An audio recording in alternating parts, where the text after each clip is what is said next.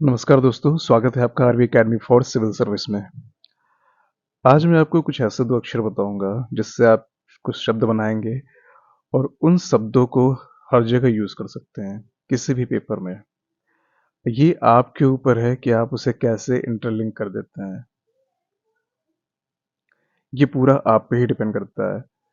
और ये सबसे ज्यादा काम तब आता है जब आप 3 घंटे एग्जामिनेशन हॉल में बैठे रहते हैं और जब आपका पेन और आपका माइंड दोनों एक साथ चल रहा होता है। तो दिमाग की विचार की अभिव्यक्ति जो है तभी हो पाएगी जब बहुत ज्यादा प्रैक्टिस हो। और ऐसी कोई चीज नहीं है जो आप रट रट के खत्म कर पाएंगे। समझ रहे हैं हम? और ये चीजें जरूरी भी है मुझे लगता है। और इससे पहले जैसे मैंने जो इंटरलिंकिंग वीडियो दी थी वो जरूर देखिएगा, अगर जो लोग नहीं देखे हैं तो उससे भी काफी हेल्प मिलेगा। अभी देखिए मैं बताता हूँ, जैसे कि मान लीजिए कि हमारे मन में जो विचार आते हैं जब तक वो शब्दों में व्याख्यायित ना हो, मात्र विचार होते हैं। ठीक है। शब्द जो है विचार की अभिव्यक्ति है और अक्षर जो है वो शब्द का प्रारंभिक रूप है। तो आज हम विचार से अक्षर और अक्षर से शब्द और शब्द से वाक्य बनाना सीखेंगे। आंसर राइटिंग का एक अलग तरीका देखेंगे जो शायद पता तो है लेकिन यूज करने नहीं आता। तो कैसे कई लोग होता है ना कि रीडिंग करा दिया या कुछ होता है, ये करो ये डालो ऐसे करो वैसे करो। अरे करे कैसे, ये तो पता होना चाहिए ना। तो वो मैंने पिछले वीडियो में बताया, इस बारे में कुछ अलग बता रहा हूँ, वो आपके बहुत काम आएगा, आप देखिएगा। अब एक एग्जाम्पल समझ लीजिए कि जैसे एक सिंगर होता है। ठीक है। सिंगर के बारे में देखिए। पहली बात तो मैंने जो दो शब्द लिए हैं वो लिए हैं ताश। ठीक है। ताश एक शब्द है। इक्का और वो ट्रेल आ गया इसके पत्तों पे तो बादशाहत, और मुफलिस हो गए तो कंगाल। अब एग्जाम्पल देना चाहूंगा, जैसे कि एग्जाम्पल में आप ये समझिए कि जैसे कोई सॉन्ग बनाया जाता है। ठीक है। कोई सॉन्ग बनाया जाता है तो एक ही शब्द का बार बार प्रयोग करके इधर उधर से जोड़कर अच्छी अच्छी लाइन बनाकर जो है वो श्रोता के सामने, जो लिसनर होते हैं उनके सामने पेश कर दिया जाता है। ठीक है। सॉन्ग तो आपने सुने ही होंगे। आंखें नीची हुई तो हया बन गई, आंखें ऊंची हुई तो दुआ बन गई, आंखें उठकर झुकी तो अदा बन गई, आंखों में तेरा ही चेहरा, आंखों में बसे हो तुम, आंखें खुली हो या हो बंद। डिफरेंट टाइप ऑफ सॉन्ग है ना। सुना ही होगा।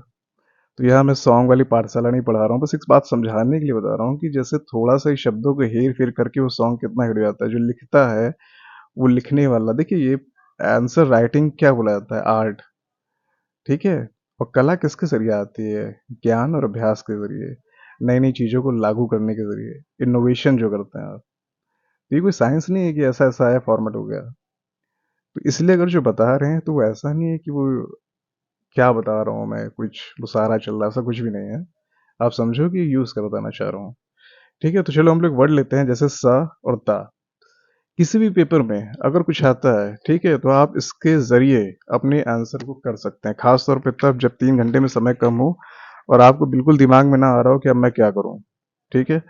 तो इस तरह के वर्ड लिए हैं जैसे कि जो हर जगह फिट हो सकते हैं। स से क्या हो गया, सहयोग, समन्वय, इंग्लिश में देखिए लिखा हुआ है कॉपरेशन, कोऑर्डिनेशन। ठीक है। सहयोग, समन्वय, सहिष्णुता, समानुभूति, सद्भाव, संभाव, सौहार्द, समयबद्धता, समावेशिता, इंक्लूसिवनेस, टॉलरेंस, एम्पैथी। ठीक है। ये सब लिखा हुआ है। दूसरा शब्द है ता से, जो कि है आपका पारदर्शिता, ट्रांसपेरेंसी, जवाबदेहिता, सहभागिता, अकाउंटेबिलिटी, विश्वसनीयता, अनुक्रियाशीलता, रिस्पॉन्सिव, संवेदनशीलता, मितव्ययता, इकोनॉमिकली, कार्यकुशलता और प्रभावशीलता, प्रतिबद्धता, प्रासंगिकता। मतलब स जो है ये हर जगह देखिए, यहाँ पहले आ रहा है ना, शुरू हो रहा है ना, ये स से ये शब्द हो गया। जो ता है वो लास्ट में आ रहा है। पारदर्शिता, जवाबदेहिता, ये सब ता लास्ट में आ रहा है। ठीक है। मान लो पहला शब्द उठाते हैं, सहयोग। और कोई भी शब्द कोई भी आप देना मेरे को, ठीक है, और आप खुद भी उसे ट्राई करिएगा। उस चीज से आपको करना क्या, जैसे मान लीजिए कि पहला शब्द है आपका सहयोग।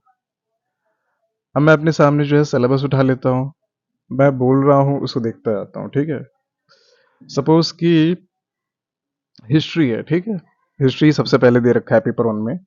तो चलो हम उठा लेते हैं, मान लो कि हम बात करते हैं कि 1857 की क्रांति। तो 1857 की क्रांति के विफल होने में एक कारण ये भी था कि विभिन्न वर्गों का सहयोग नहीं मिला। जो किसान वर्ग था, मजदूर वर्ग था और जो कुछ राजशाही वर्ग थे, उनका सहयोग नहीं मिला। प्रथम विश्व युद्ध या द्वितीय विश्व युद्ध की बात करें तो उसमें गुट की बात करेंगे कि एक देश का सहयोग इससे था, एक देश का सहयोग उससे था, जिससे आपसी वैमनस्य हुआ, या सहयोग एक ने नहीं दिया, एक ने दिया, यहाँ पे यूज हो जाएगा। समाजवाद और साम्यवाद की बात करें तो सरकार और जनता के मध्य सहयोग, समाज और साम्यवाद में यही होता है कि दोनों मिलकर के कार्य करते हैं। जो संपत्ति होती है वो दोनों के लिए यूज होती है, उस पर जनता का हक अधिक होता है, कैपिटलाइज के विरुद्ध होता है। अगर आप रिवॉल्यूशन की बात करें, चाहे वो फ्रेंच रिवॉल्यूशन हो, कोई भी क्रांति हो, मान लो फ्रेंच ही हो, तो क्या हो गया कि जनता ने आपसी एकता व सहयोग से, कौन, जनता हो गए, कौन हो गए, उस समय के लेखक हो गए जितने थे, रूसो वूसो, और कौन हो गया, जैसे मिडिल क्लास का स्टेट था, वहां का जो पढ़ा लिखा वर्ग था, तो इनकी आपसी एकता और सहयोग से उन्होंने बास्टन का किला ढा दिया, फ्रांस की रिवोल्यूशन ला दिया, ठीक है, फ्रांस की सत्ता पलट दी। इनलाइटमेंट में या पुनर्जागरण में अगर यूज करें तो क्या कह सकते हैं कि पुनर्जागरण में विभिन्न बौद्धिक पक्षों के सहयोग से, जैसे मान लीजिए जो उस समय के बिजनेसमैन थे, जब वो दूसरे दूसरे देश से व्यापार करने लग गए तो वहाँ के कल्चर को समझे और बौद्धिकता भी आई उनके अंतर्गत, तर्कशील हुए, देखे कि यहाँ तो बेवकूफ बनाया जा रहा है, वहां तो ऐसा कुछ नहीं है, वहां भी ऐसा नहीं है, मतलब दोनों चीजों का अंतरक्रिया हुआ, तो उनको समझ में आया। फिर वहां के जो कवि थे, साहित्यकार थे, जो चर्च थे, चर्च दो तरह के, जैसे एक उस समय एक वैसा चर्च, एक अमीर वर्ग का चर्च था और एक नॉर्मल चर्च भी था जो इन बातों का विरोध करता है, तो वो इन सब के सहयोग से पुनर्जागरण आया। ठीक है, जब पुनर्जागरण पढ़ेंगे, हमने देखिए एक ही शब्द उठाया है, सिर्फ सहयोग, कैसे करना है ये देखो। अपना सिलेबस भी चाहे तो उठा के देखते रहिए। मान लीजिए हम बात करें, मान लो संप्रदायवाद, क्षेत्रवाद, उग्रवाद, सब में सहयोग आएगा। कैसे आएगा कि आपसी सहयोग में बल देना चाहिए, एक दूसरे के साथ सहयोगात्मक रवैया अपनाना चाहिए, जिसके बारे में पूछे, मान लो इस धर्म उस धर्म या ऐसा कोई तंत्र हो, उस तंत्र के सिस्टम हो, उसके लेकर के सरकार की नीति निर्माण, विभिन्न धर्म, जाति, क्षेत्र आदि का सहयोग मिलना चाहिए। सबका साथ सबका विकास टैगलाइन है, गवर्नमेंट टैगलाइन, ऑथेंटिक चीज है। ठीक है, सोसाइटी में अगर यूज करें, सोसाइटी में क्या कर सकते हैं, पुरुषों को महिलाओं, बच्चों, दिव्यांगों, वृद्धों, थर्ड जेंडर इत्यादि के प्रति सहयोगात्मक रवैया अपनाना चाहिए। सब हर जगह आ जाएगा, SC ST, महिला, दिव्यांग, थर्ड जेंडर, LGBTQ जितने हैं, सबके प्रति एक सहयोगात्मक रवैया अपनाना चाहिए। गरीबी में अगर यूज करें, देख लीजिए, यहाँ भी यूज हो सकता है, अगर आप सोचे कहीं नहीं यूज होगा, इवन ज्योग्राफी में मैं यूज कर दूंगा। गरीबी दूर करने के लिए सरकार को सहयोग करना चाहिए। कैसा सहयोग करना चाहिए, किसी गरीबी हटाओगे तो कैसे सहयोग करोगे, स्किल डेवलपमेंट, ठीक है, स्किल डेवलपमेंट लाना चाहिए, शिक्षा प्रदान करनी चाहिए, डिजिटल एजुकेशन प्रदान करना चाहिए। जो डिजिटल डिवाइडेंस है, डिजिटल विभाजन, इसका अर्थ यह है कि जैसे मान लीजिए कि शहरी के प्रति ग्रामीणों में डिजिटल साक्षरता कम है, या पुरुषों के प्रति महिलाओं में डिजिटल साक्षरता कम है, या एक नॉर्मल मैदानी इलाके के बजाय किसी दूर क्षेत्र के इलाकों में, जो सुदूर एरिया पे, वहां पर डिजिटल एजुकेशन कम है, तो जो डिजिटल डिवाइडेंड है उसको कम करना। समझ गए, ये सरकार का सहयोग इस तरह से वो करेगा। उसके अलावा हम क्या कह सकते हैं भाई, कृषि के अतिरिक्त अन्य रोजगार से आय अर्जित करने का सहयोग प्रदान करना चाहिए सरकार को, सिर्फ एग्रीकल्चर पे डिपेंड नहीं होना चाहिए। उसके बाद क्या कर सकते हैं, मान लीजिए जो फूड सिक्योरिटी एक्ट है, खाद्य सुरक्षा कानून है, उसे जमीनी स्तर पर लागू करने के लिए सहयोग करना चाहिए। ठीक है, कहीं भी आप यूज कर सकते हो बहुत अच्छे से। मान लीजिए अगला हम ले लें शहरीकरण, इसलिए मैंने टॉपिक वाइज उठाया है कि ताकि चीजें ये ना लगे कि हवा हवाई है, और विद एग्जाम्पल। शहरीकरण की अगर हम बात करें तो जैसे मान लीजिए कि गवर्नमेंट में जो है पब्लिक सेक्टर के साथ साथ प्राइवेट सेक्टर का सहयोग लेना चाहिए, जैसे PPP मॉडल। जैसे आपका क्या हो जाएगा, जनता से सहयोग, जनता से कैसे सहयोग लेंगे, एग्जाम्पल दीजिए। म्युनिसिपल ग्रीन बॉन्ड पढ़ा होगा करंट में, पहला कहाँ पे, गाजियाबाद, यूपी स्पेशल में भी डाल सकते हैं। दूसरा भी कहाँ हुआ है, इंदौर। ठीक है, मलिन बस्तियां, जनजातियां, सब जगह ये सहयोग आ जाएगा। ऐसा नहीं है कि नहीं आएगा, हर जगह आएगा सहयोग। और हर वर्ड आएंगे जो ऊपर मैंने दिए हैं, बस आपकी ये कला होनी चाहिए कि आप उसको कैसे करके लाते हो।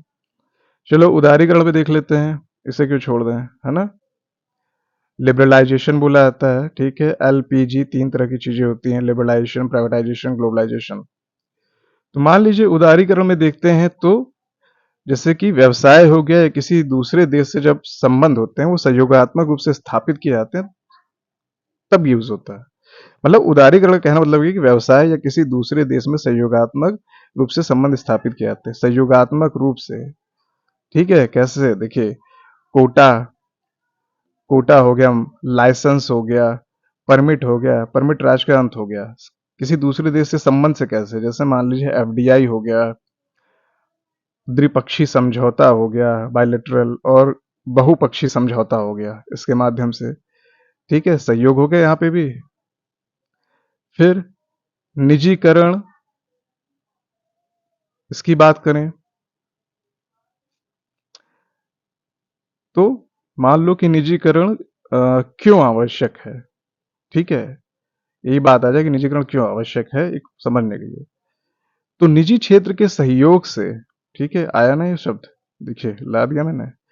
निजी क्षेत्र के सहयोग से देश को जो है वो आर्थिक ऊंचाई तक ले जाने के लिए, डिजिटल इंफ्रास्ट्रक्चर के लिए, ठीक है, आप एग्जांपल देते जाइए, मान लो आर्थिक ऊंचाई पे लाने के लिए, डिजिटल इंफ्रास्ट्रक्चर के लिए, जैसे जियो फाइबर हो गया, जियो सिम हो गया, अन्य हो गए दूरसंचार में, एविएशन में हो गया, ठीक है, वायुयान वाले में हो गया, पेट्रोल रिफाइनरी में हो गया। देखिए सब में देखिए, आप देखिए ना कि सबके पास जो है, हर एक जो फील्ड मैंने बताया उसमें जो कॉन्ट्रैक्ट है वो पब्लिक के पास तो है, मतलब सरकार के पास तो है ही, साथ ही साथ प्राइवेट आदमी के पास भी है। इसलिए भी निजीकरण में सहयोग आवश्यक है, किसका आपने बता दिया, पब्लिक प्लस प्राइवेट का। अब मान लो जैसे हम ज्योग्राफी लें, हर जगह आ जाएगा, बस आपका बहुत ज्यादा आप जैसे सोच पाओ। आप ज्योग्राफी में जैसे मान लो मिट्टी ले लेते हैं, ठीक है, और ऐसा नहीं मैंने कुछ चूज किया, आप कोई भी वर्ड दोगे मैं बना दूंगा, आप ऐसा लगता हो तो, ऐसा कुछ नहीं है। मिट्टी हो गया, ठीक है। अब इन चीजों में कैसे करें, मतलब ज्योग्राफी तो अजीब है, भूकंप है, रेखाएं हैं, धाराएं हैं, और क्या क्या है। लेकिन थोड़ा सा आप यूज करो कि हम इसको थोड़ा सा समझ सकते हैं। जैसे जैसे मान लो मिट्टी है, ठीक है, तो इन चीजों में इन चीजों, मतलब मिट्टी के अंदर जैसे मान लीजिए अगर जिंक, नाइट्रोजन, इन चीजों का सहयोग है तो मिट्टी उपजाऊ है। ठीक है, अगर इन चीजों का सहयोग नहीं है तो मिट्टी अनउपजाऊ है। ठीक है, और इन चीजों को उपजाऊ कैसे बनाया जा सकता है, तो जो ये चीजें हैं उनकी मात्रा बढ़ा करके, जैसे मान लीजिए कि पानी की कमी वाला क्षेत्र है तो वहां पर स्प्रिंकल इरिगेशन कर सकते हैं। मिट्टी की अम्लता हटाने के लिए चूना का सहयोग लिया जा सकता है। समझ रहे हो ना, हर जगह आप यूज कर सकते हो। मिट्टी है, आपने सोचा कैसे भाई इसमें क्या कमी हो गया, मतलब किस चीज का सहयोग नहीं है इसमें, तो उस सहयोग को बढ़ा दो, हो गया यूज। खाली नहीं बैठोगे कि मेरे को एग्जाम में कुछ आ नहीं रहा, ये तुमने पढ़ा ही नहीं था, नहीं ऐसा नहीं होगा। जैसे पिछली बार मैंने भी महान विचारकों का बताया था। अच्छा, मैं भूल जाता हूँ, ये मेरी टेलीग्राम में ग्रुप है, सेम चैनल के नाम पे है, डिस्क्रिप्शन पे उसका लिंक दिया हुआ है, आप ज्वाइन कर सकते हैं। मेंस मटेरियल और वीडियो तमाम चीज़ों के लिए वीडियो यूट्यूब के माध्यम से ही होगी। फिर मान लीजिए हमने ले लिया, देखिए पेपर 1 है, मैं पेपर सिलेबस ही उठाया हूँ, मेरे सामने वही है। आप चाहे तो वीडियो की स्पीड बढ़ा सकते हो क्योंकि मुझे थोड़ा सोचना ही पड़ता है। प्रवासी हमने उठा लिया, ठीक है। तो उनके जैसे प्रवासी हैं, ठीक है, उनके साथ सहयोगात्मक रवैया को अपनाया जाए। किसके साथ, प्रवासियों के साथ सहयोगात्मक रवैया को अपनाया जाए, तभी तो रेमिटेंस बढ़ेगी।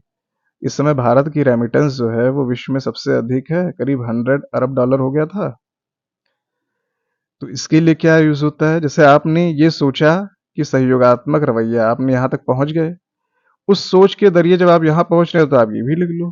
क्या लिख लो, सरकार उसके लिए कैसे सहयोग अपना रही है, सहयोग कैसे कर रही है प्रवासियों का, तो भारत जानो कार्यक्रम, सरकार सहयोग कर रही है ना प्रवासियों का। उसके बाद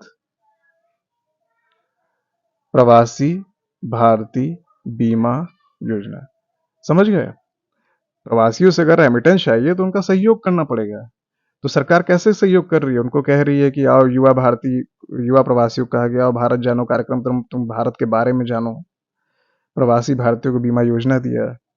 ठीक है, तो इस तरह से अगला देख लेते हैं। मान लीजिए कि ये नगरीकरण हो गया, स्मार्ट सिटी हो गया, स्मार्ट विलेज हो गया। ठीक है, अब ये सब कैसे प्राप्त होगा?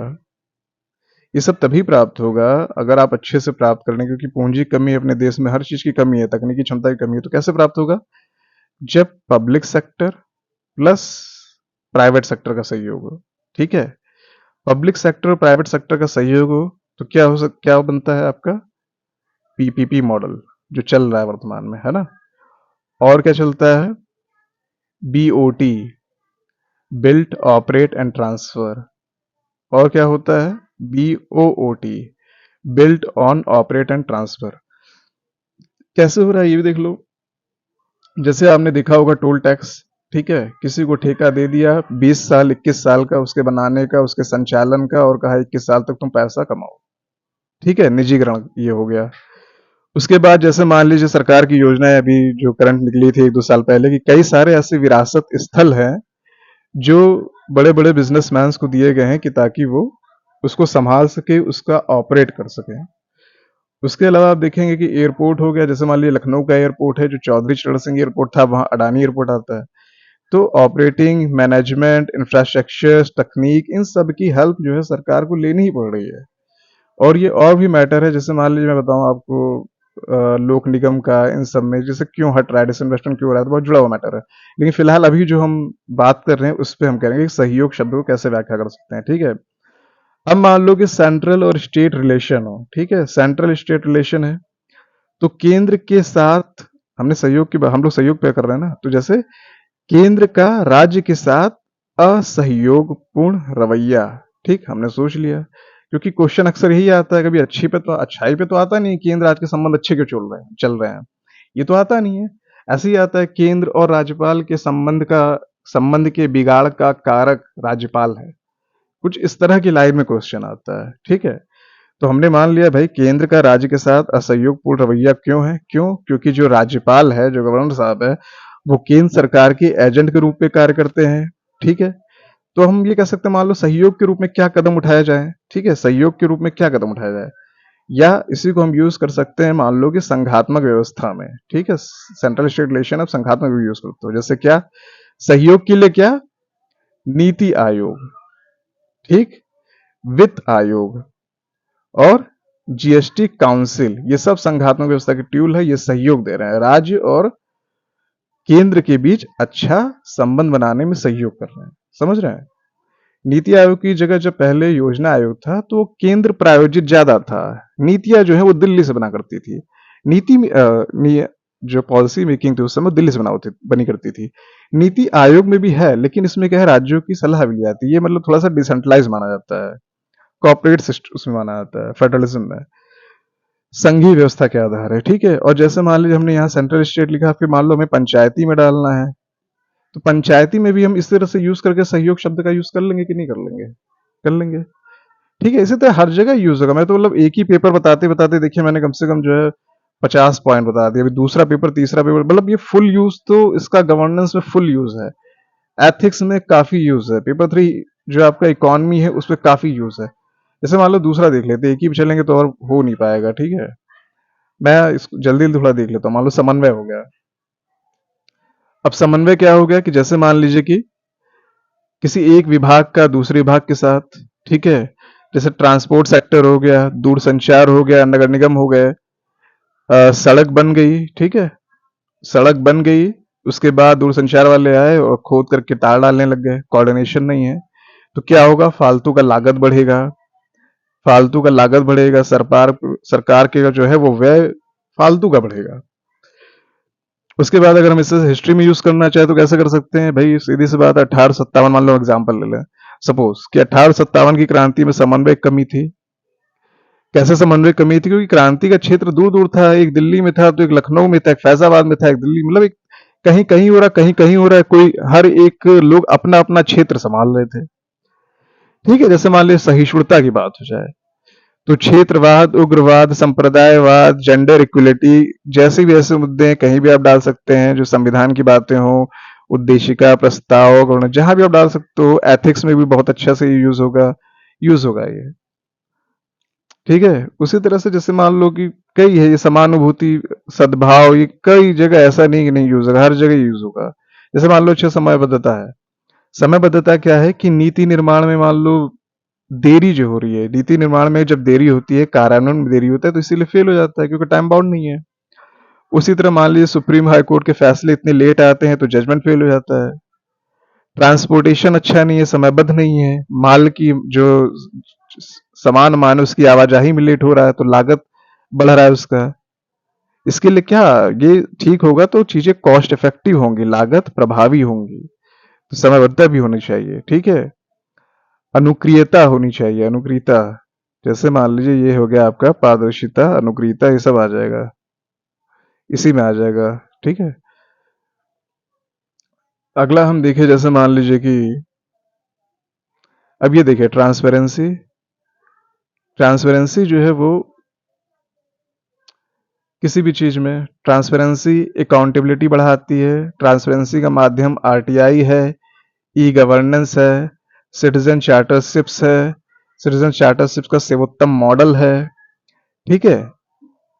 ये पारदर्शिता है, कहीं भी आप यूज कर सकते हैं उसको, कहीं भी, कुछ एरिया छोड़ करके। ये जैसे मान लीजिए कि कुछ एक जगह मैं मानता हूँ ये यूज नहीं होगा, लेकिन मैक्सिमम जगह यूज होगा। मैंने कहा ना गवर्नेंस में फुल, एथिक्स में फुल, पेपर 3 में फुल, ये यूज हो जाएगा। जवाबदेहिता भी यूज आएगा, सहभागिता भी यूज आएगी, विश्वसनीयता भी, अनुक्रियाशीलता हो गया। जैसे अनुक्रियाशीलता हो गया, जैसे आपका डिजास्टर मैनेजमेंट है तो उसमें रिस्पॉन्स भी होना चाहिए। ठीक है। प्रशासन आपके द्वार होना चाहिए। संवेदनशीलता किसके प्रति, तो संवेदनशीलता जैसे मैंने बताया कि एससी एसटी, महिलाओं, वृद्धों, बच्चों, कोई विकृत हो, एलजीबीटीक्यू हो, ये नहीं क्या मजाक उड़ाओ। ठीक है। तो ये संवेदनशीलता होनी चाहिए। प्रशासन या एक प्रशासक में अच्छा गुण क्या होना चाहिए, संवेदनशील होना चाहिए। महान व्यक्तियों में कौन सा गुण पाया जाता है, वो संवेदनशील होते हैं। ठीक है। तो ये आप हर जगह इस तरह से यूज होता है, हर जगह से यूज होगा। मितव्ययता हो गया, कार्यकुशलता हो गया, प्रभावशीलता हो गया। ठीक है। प्रतिबद्धता हो गया, सपोज जैसे मान लीजिए प्रतिबद्धता है, तो प्रतिबद्धता हम क्या कर सकते हैं, जैसे कि मान लीजिए हम्म, जैसे मान लीजिए कि सरकार और प्रशासन का जनता के कल्याण के प्रति प्रतिबद्ध होना। ठीक है। जनता के कल्याण के प्रति प्रतिबद्ध होना, इसको आप देखिए कैसे यूज करिए। जनता कल्याण के प्रति प्रतिबद्ध होना, महान विचारक, नेता, ठीक है, इनका जन कल्याण के प्रति प्रतिबद्ध होना, एथिक्स में यूज हो सकता है। ठीक है। या हम कह सकते हैं कि महान विचारक और नेता जो थे वो जन कल्याण के लिए प्रतिबद्ध थे, रूढ़िवादियों, कुरीतियों का अंत करने के लिए प्रतिबद्ध थे, आत्म चेतना को जागृत करने के लिए प्रतिबद्ध थे। ठीक है। तो ये हम यूज करते हैं। उसके बाद अगर सरकार का डालें, मान लीजिए आपको कंक्लूजन लिखना है, तो प्रतिबद्धता बहुत अच्छे से यूज हो जाएगा। जैसे सरकार 5 ट्रिलियन इकोनॉमी हासिल करने, लक्ष्य हासिल करने के लिए प्रतिबद्ध है। ठीक है। स्वच्छ भारत मिशन के लिए, सबका साथ विकास के लिए, सबका साथ सबका विकास के लिए, महिलाओं के उत्थान के लिए प्रतिबद्ध है। जब आप कोई चीज बता रहे होंगे तो उसके लिए आप यहाँ यूज कर सकते हैं। उसके बाद मान लीजिए कि प्रासंगिकता हो गया ना, चलो एक और कर लेते हैं। प्रासंगिकता का क्या हो गया, जैसे मान लीजिए कि हाल के लिए गए निर्णय। ठीक है। कोई हाल में लिया गया निर्णय हो, जैसे मान लीजिए कि निजता का अधिकार हो गया, जिसका अभी जो निर्णय आया था, 477 सेक्शन हो गया, एलजीबीटीक्यू से संबंधित निर्णय हो गया। ठीक है। जैसे कि मान लीजिए राज्य विधि आयोग ने उत्तर प्रदेश के कई कई जो पुराने कानून हो चुके थे उनको रद्द करने की संस्तुति की थी, जिसके आधार पर कई कानून रद्द भी किए गए। प्रासंगिक होने चाहिए कानून, ऐसा नहीं कि पुराने कानून चल रहे हैं, है ना। तो प्रासंगिकता होनी चाहिए। उसके अलावा कहाँ यूज हो सकता है, दल बदल कानून, क्योंकि आजकल इस पे बहुत ये बात हो रही है कि इसमें प्रासंगिक होना चाहिए। वर्तमान में कई जगह ऐसा दल बदल हुआ है जो कानून के हिसाब से भी सही है लेकिन एथिकल रूप से या वोटर के हिसाब से गलत है। ठीक है। तो ये दल बदल कानून भी प्रासंगिक बनना चाहिए। भ्रष्टाचार कानून, जैसे मान लीजिए कि भ्रष्टाचार के कानून तो बहुत है लेकिन क्यों नहीं रोक लग रही है, तो कुछ ऐसे कानून के इनके निर्णय पे या इनके क्रियान्वयन पे कुछ इस तरह से करना चाहिए कि उस पे भी वो भी प्रासंगिक हो। ठीक है, मान लीजिए प्रशिक्षण की बात करें तो प्रशिक्षण पे जैसे मान लीजिए क्या आ गया, इसमें मिशन कर्मयोगी आ गया। पहले की जो प्रशिक्षण व्यवस्था थी वो थोड़ी पारंपरिक थी, अब मिशन कर्मयोगी हो गया क्या, इसमें ऑनलाइन ट्रेनिंग है। ठीक है, और प्रासंगिक क्या हो सकता है, सपोज मान लीजिए कि गरीबी को ले लिए। ठीक है, या तो गरीबी में क्या होता था कि पहले या जैसे गरीबी में क्या है कि सिर्फ उपभोग या कैलोरी के आधार पर गरीबी जो मापना है वो सही नहीं है। उसके लिए क्या है, जैसे कि एमपीआई होता है, जैसे तेंदुलकर कमेटी ने बोला था। ठीक है, या गरीबी में जो है आप उपभोग के अतिरिक्त जीवन स्तर को जोड़ दिया जाए। तो इस तरह से कई सारे चीज जब आप देखेंगे तब जाके ये सही होगा।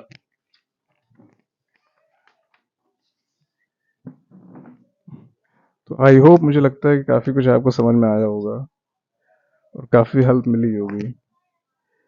ये सबसे ज़्यादा काम तब आता है जब आप 3 घंटे वहाँ बैठे रहते हैं और आपको लगता है कि मुझे आता नहीं है, लेकिन जो मैंने पिछली वीडियो में बताया उससे काफ़ी काम आएगा। इंटरलिंकिंग 3-3 पेपर की एक साथ करा दी थी, ये भी बहुत काम आएगा। अगर आप टेलीग्राम पे जुड़ना चाहते हैं तो डिस्क्रिप्शन में लिंक दे रखे हैं, आप उससे जुड़ सकते हैं। 100 रुपये से ही कोर्स स्टार्ट है, जितनी भी है बिगिनिंग स्टार्ट यही है पेड के लिए। वैसे तो और ऐसे ही जुड़ना चाहते हैं तो फ्री है। Thank you very much.